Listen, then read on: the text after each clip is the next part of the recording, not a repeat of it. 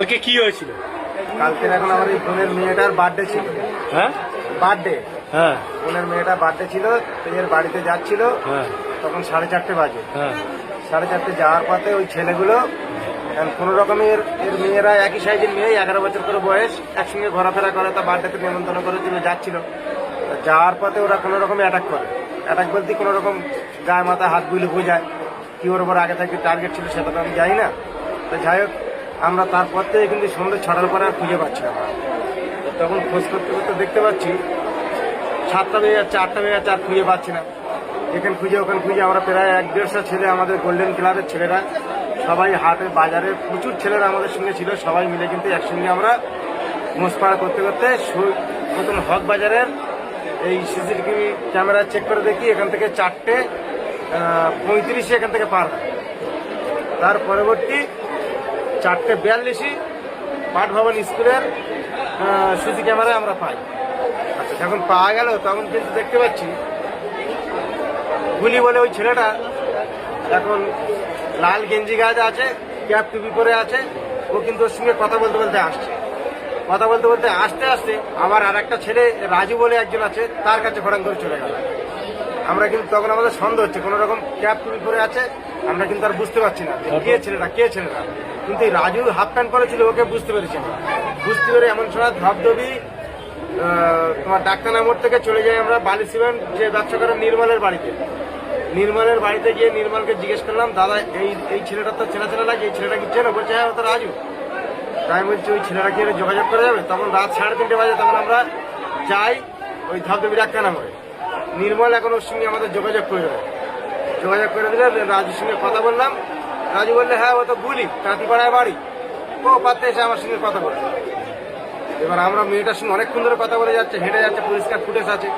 আমরা সেইখানটা সন্দেহ করে গুলির বাড়ি রাত 4টের সময় কিন্তু আমরা ক্যাম্পটা থেকে পুলিশ নিয়ে যাই। যাওয়ার পরে গুলির বউকে জিজ্ঞেস করলাম, মাকে জিজ্ঞেস বললে ঘরে নেই। এবার আমরা অনেক একসঙ্গে মতো ছেড়ে গেছি, ঘরে নেই, আশপাশে চারদিকে খুঁজছি। তার ফুটকারের আওয়াজ হওয়ার পরে আমরা কিন্তু ঘরে পুলিশ জোর করে ঢুকেছে। ওই জায়গাটা পুলিশ প্রচুর হেল্প করেছে। জোর করে ঢোকার পরে দেখছে ঘরের এক কোণে চুপচাপ বসে আছে। ভালো, ওই জায়গাতে আমরা আনলাম, সবাই টেনে হেঁড়ে আনার পরে পুলিশ আমার গাড়ি আছে, পিছনে আছে, আর আমার মাঝখানে আছে। আমার বলছে দেখো, আমি তোমাদের কেস এক্ষুনি সলভ করে দেবো, আমার কেউ মেরুন।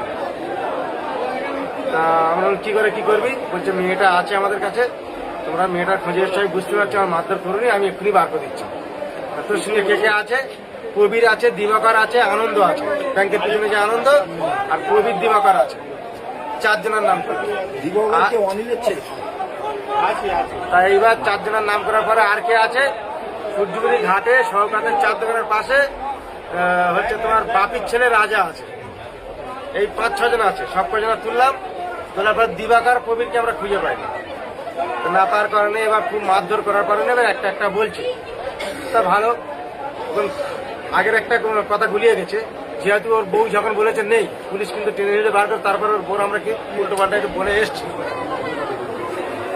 বলে আসার পরে ওর এখানে যখন নিয়ে এসছি, ও কিন্তু ওখান থেকে ব্যাক করে আমাদেরকে বলছে চলো, আমি কি বার করে দিচ্ছি, আমাকে মারধর করে। তা বলে ঠিক আছে চলো। পাদা খাল হেঁটে হেঁটে হেঁটে হেঁটে গিয়ে কোনো জায়গা খুঁজে পেলাম না। এখান থেকে আছে, ওখান থেকে আছে, এখান থেকে মুখ দিয়ে আমরা ধুয়ে দিয়েছিলাম, এখান থেকে গাঁজা খেয়ে পাতে গেছি, মেয়েটার মুখ দিয়ে ধুয়ে দিচ্ছি। তারপর খুব মারার পরে এইবার বলছে না, তোমার মেয়ে সুস্থ আছে, আমরা ম্যাগি করে দিয়েছি, ম্যাগিটা খাচ্ছে। আমি বলছি সুস্থ আছে তুই রে, এখন সকাল 5টা এত পরে বলছি মানে। এবার সবাই মিলে বললো তাহলে তুই কি বার করে দিবি? বললো আমার একা নিয়ে চলাই বার বলে। আমরা কিন্তু আলিপুরের ভিতরে সুরাজ ঘাটা হয়ে ওখানে যাচ্ছি, অনেকের দিকে থাকে, যে থেকে একটা চওড়া মতন জায়গা। বাড়ি থেকে কত দূর? আমার বাড়ি থেকে 1 কিলোমিটার। ওখানে পুকুরে পাওয়া ছিল? পুকুরে গিয়ে দেখি চটের বস্তা মুখি ভেতর ঢুকে ডুবে দেওয়া ছিল। আচ্ছা, কি ধর্ষণ করে মেরেছে?